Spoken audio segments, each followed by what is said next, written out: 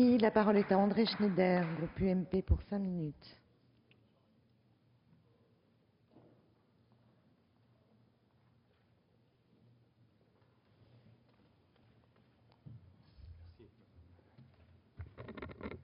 Madame la Présidente, Monsieur le Ministre, mes chers collègues, certains pourraient penser qu'il faut réduire les crédits de la mission Aide publique au développement au bénéfice d'autres secteurs. Mais, mes chers collègues, il est indispensable que nous ayons une vision à moyen, voire long terme.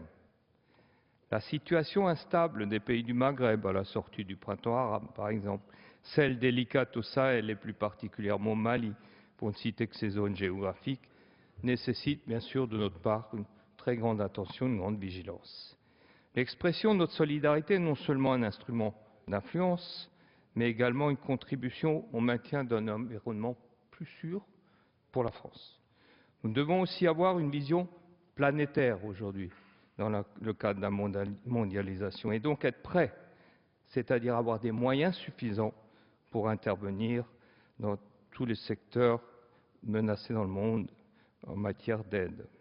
Monsieur le ministre, vous affichez d'excellentes intentions. Lancement, vous venez de le rappeler, le 5 novembre dernier, des assises du développement et de la solidarité internationale. J'aurai d'ailleurs l'honneur d'y participer. Monsieur le ministre, c'est une excellente initiative. Votre projet, malheureusement, de budget manque un petit peu de lisibilité.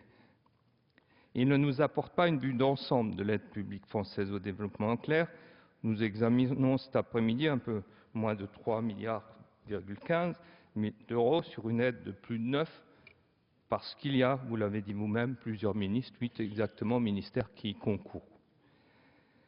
Monsieur le ministre, il est important pour nous d'avoir une vision d'ensemble de cette politique publique. Il est aussi peu probable que la France atteigne en 2015 son objectif de consacrer 0,7 de son revenu national brut à l'APD. D'ailleurs, un rapport de la Cour des comptes précise que pour atteindre cet objectif, il serait nécessaire d'augmenter le montant de l'aide de près de 9 milliards, soit une progression annuelle de 20% pendant 4 ans. Cela ne paraît pas réalisable dans notre contexte de crise économique. Dans ces conditions, il nous est difficile d'exercer notre contrôle sur cette politique.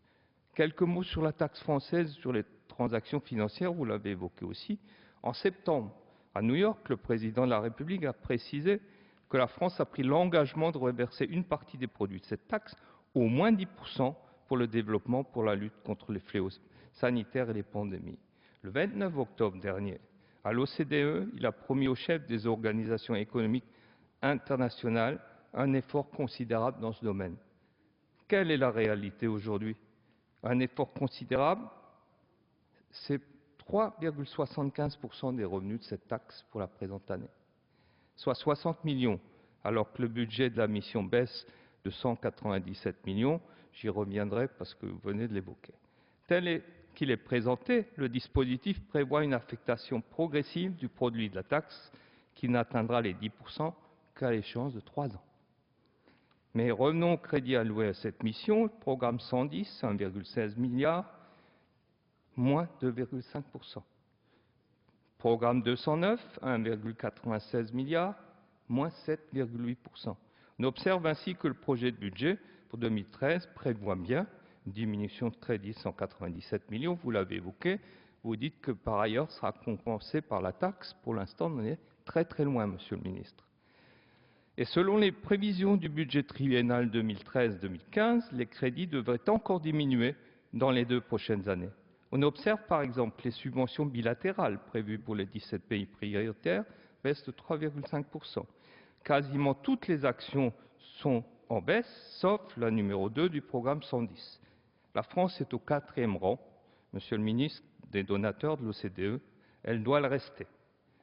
Je suis conscient que de nombreux défis nous attendent. Nous devons réduire les frais administratifs, simplifier l'organisation du réseau d'aide, revoir l'évaluation de cette aide. Toujours selon la Cour des comptes, la France, comme d'autres grands donateurs, pourrait privilégier l'aide multilatérale en s'impliquant plus activement dans les organisations, en créant un jeu de réseau, en réservant ses financements bilatéraux à des projets liés à des objectifs nationaux. Monsieur le ministre, Je tiens à rappeler que malgré un contexte budgétaire contraint, le gouvernement de François Fillon avait réussi à maintenir, voire à augmenter ses crédits. De 2001 à 2011, nous sommes passés de 0,31 du RNB à 0,46, ça fait quand même plus 50%. Ce n'est pas l'ambition qui se dégage de ce projet. Beaucoup de bonnes intentions, Monsieur le Ministre, mais qui, malheureusement, j'espère pour l'instant seulement, ne se traduisent pas en chiffres. Aussi, dans ces conditions, Monsieur le Ministre, comprendrez bien que le groupe UMP vote contre votre budget. Merci.